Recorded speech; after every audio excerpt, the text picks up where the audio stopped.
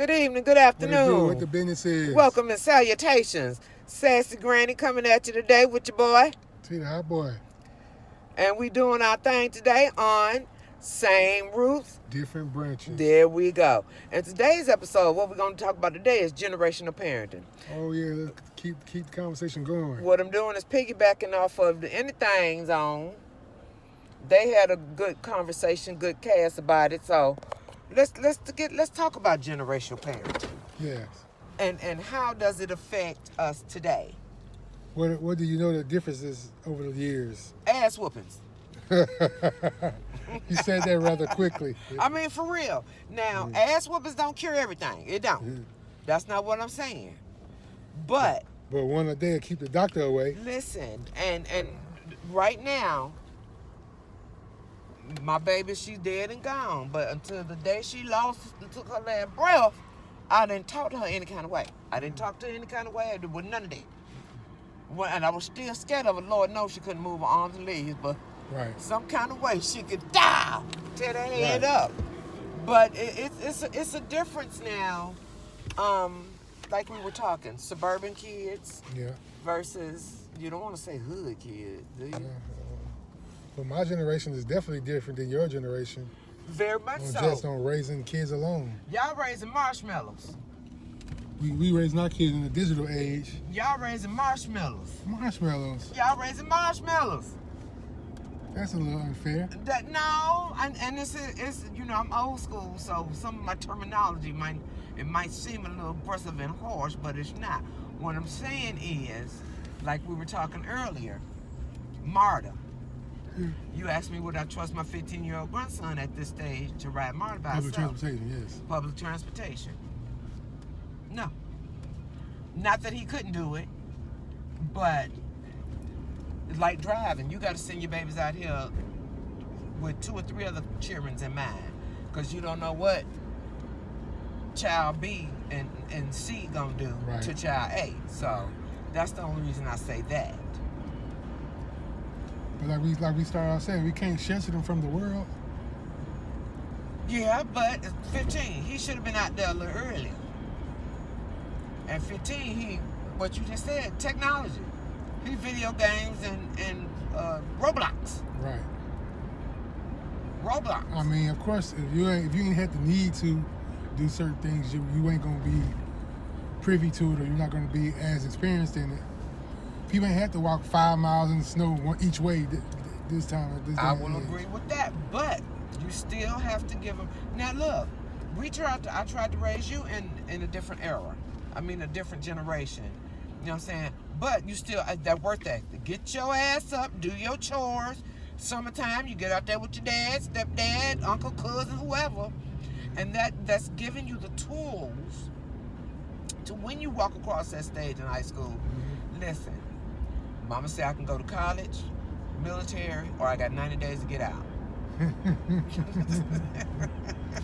The clock starts ticking. The clock starts ticking, and it's your decision, because by then you're a young adult. Yes. And as a parent, if we've done our job correctly, we know we've given you the tools.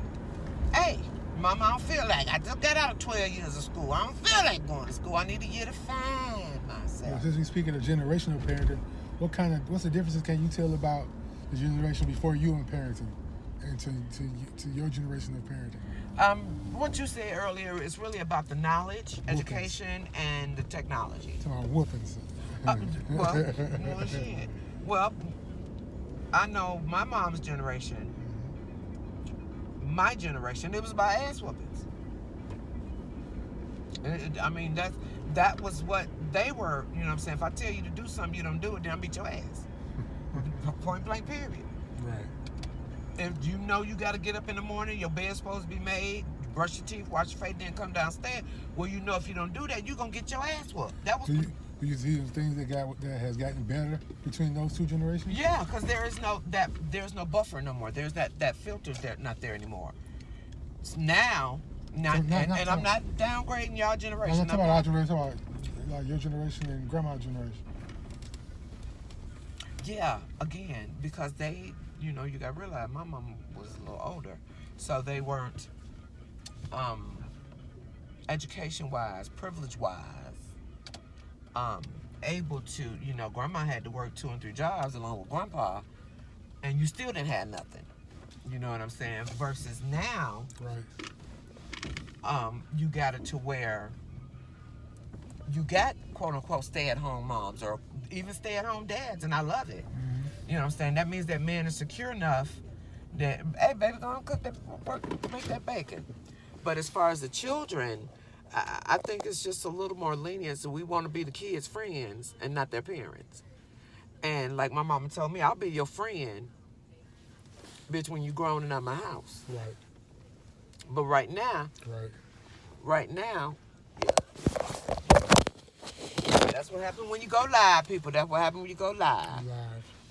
But right now, it's the other way around. I want to be your friend versus I'm your parent. Mm-hmm. And then we'll enjoy our friendship Mm-hmm. once we get older. Right. No. Right. Being your friend means if I say something to you that you feel is the wrong way, you going to no, because I'm hit you in your face. Mm-hmm. But it's not like that no more. You know what I'm saying? It's not. Look at you. When you curse, sometimes you say, "Oh, excuse me, mom," Mm-hmm. and you almost years old. I think a lot of things that's supposed to change is like the respect factor. That's okay. Again, friendship, parenthood. I'm not your friend. Mm-hmm. Now, me and you, we ace booms. Mm-hmm. Because again, you almost years old. Mm-hmm. And we've paid our dues because you stepped into that man role. You know what I'm saying? And here's again another thing. A lot of generational kids nowadays didn't have to go through what you and your generation went through.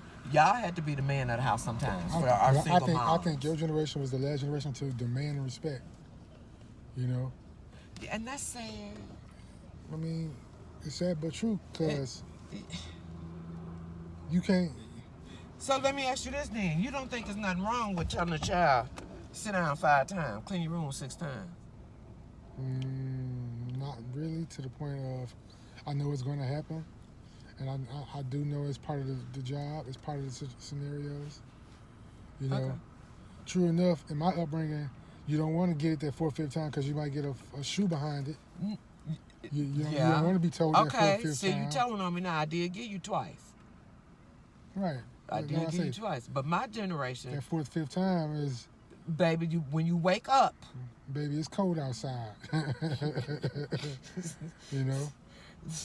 When I tell you need to be in for that street light, mm-hmm. or when you got older, okay, I'm going to give you to 10 or 11. Right. Times are different now. It's scary out here now. Mm-hmm. So you really want your kids out like that. Right. And if they're out like that, them some... I ain't going to say no thug thistle kids or ghetto or project kids, but that's what it is. They know how to take care of themselves. Right. You suburbanite cheering, you marshmallows. I also feel like the government kind of got in between that too. They did. Once the government started getting into telling you how to raise your child. Yeah. And that's abuse, or that's this, that's that. Okay. You can't do this, you can't do that. And what did I tell that police officer so many years ago? Mm-hmm. Until you buy them what size shoe you wear, and them britches, or pay that light bill or water bill, I'd rather, and I mean, it sounds ignorant and ghetto now in 2025, the way I say it. That's me, take it or leave it. That's the way I talk. Right. But, like my mama explained to a police officer back in the day, I'd rather put my foot on your neck now than you come knock on my door, oh, Miss Kemp, I'm so sorry. Mm-hmm. Or, Miss Kemp, has been an accident, I'm so sorry. Right. No. I'd rather put my foot on your neck now than a cop got his knee on your neck 10 years from now. 10 years or it's that other, I'm looking at the news. Right. And my son raising his hands or talking shit like young generation do. Yeah. And you blow his brains out because you think he got something in there because he talking shit. Right. So no, ass whoopings don't cover everything. It just, to me, it's the same as like my man said on the talk before it went off the air.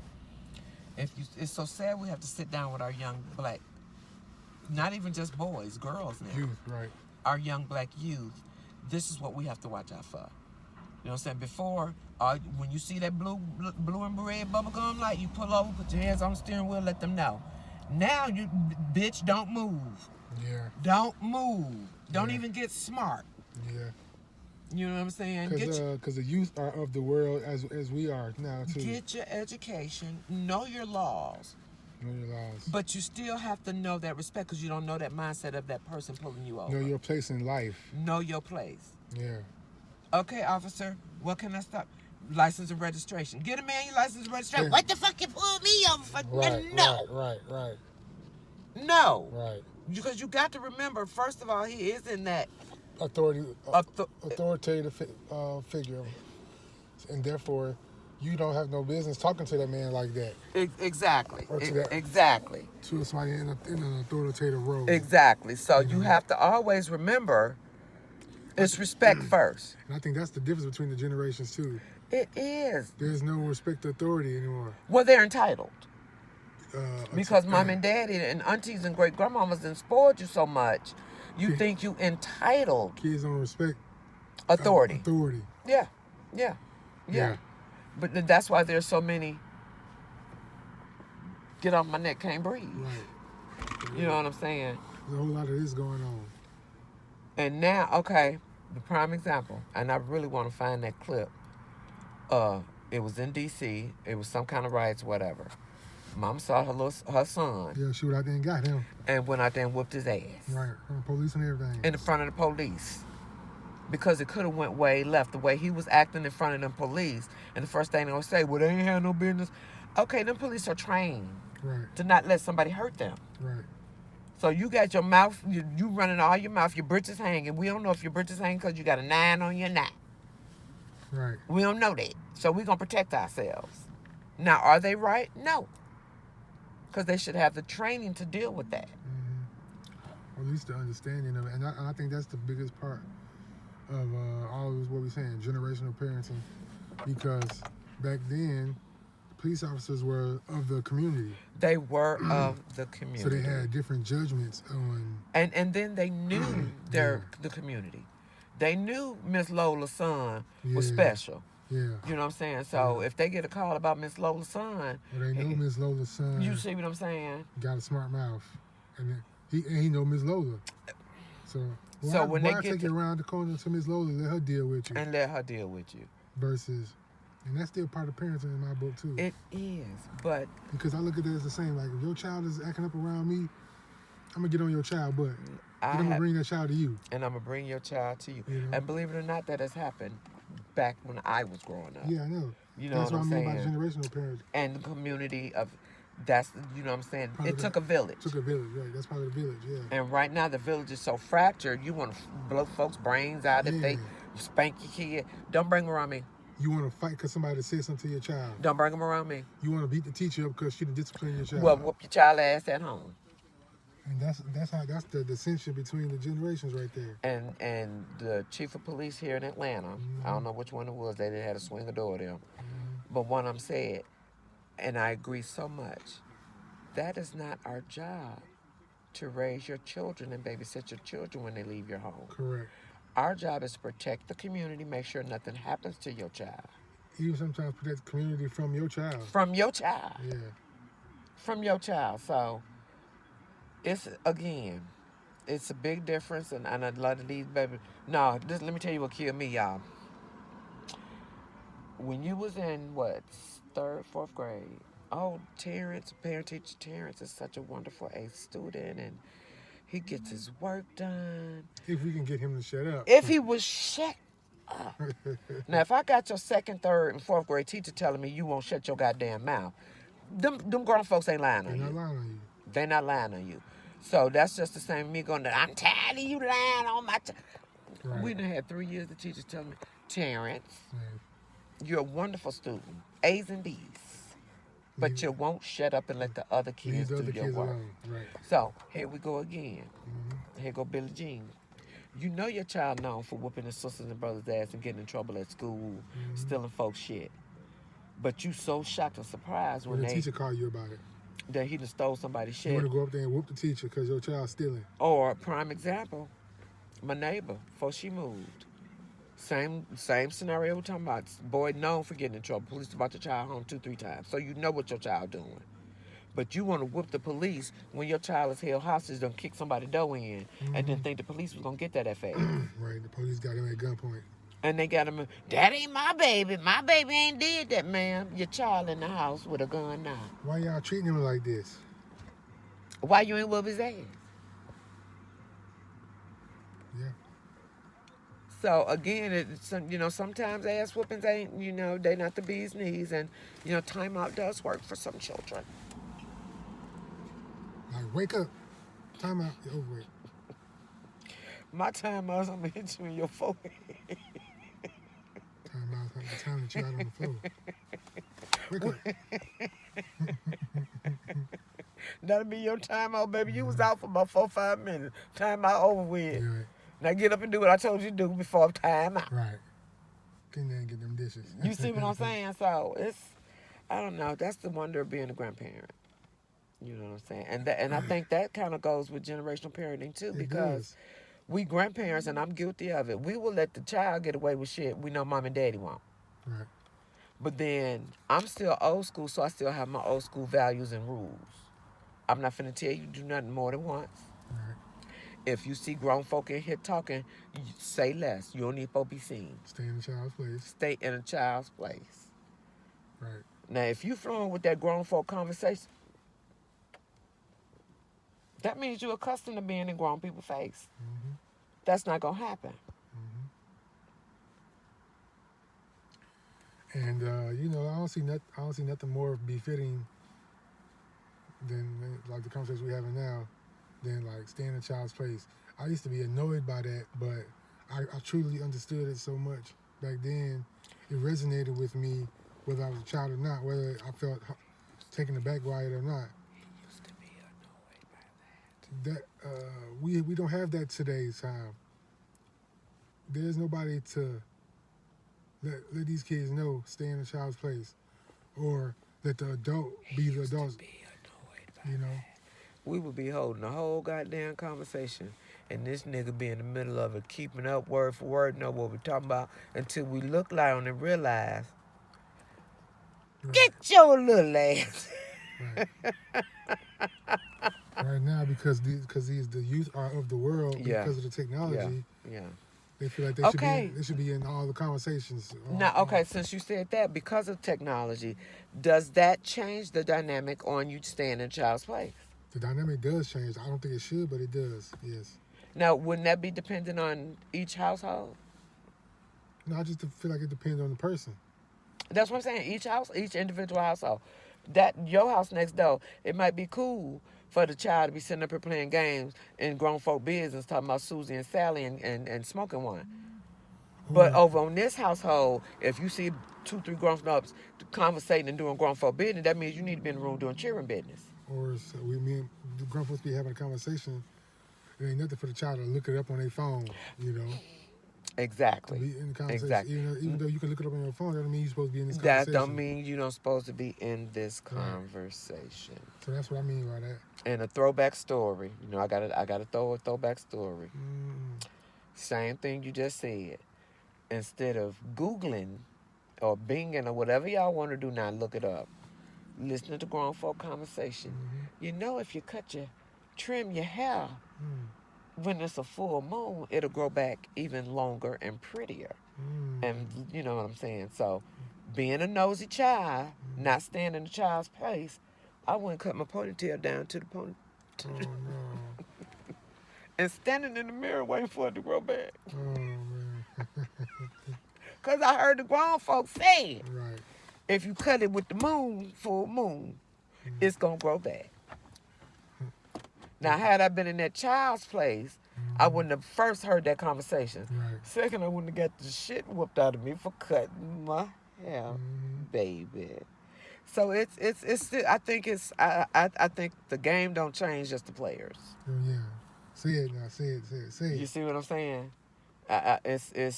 It's still the same rules, morals, and values. Ain't changed, man. Just people in it. Just the people in it. Bam. Couldn't have said it better myself. No, you're right about that.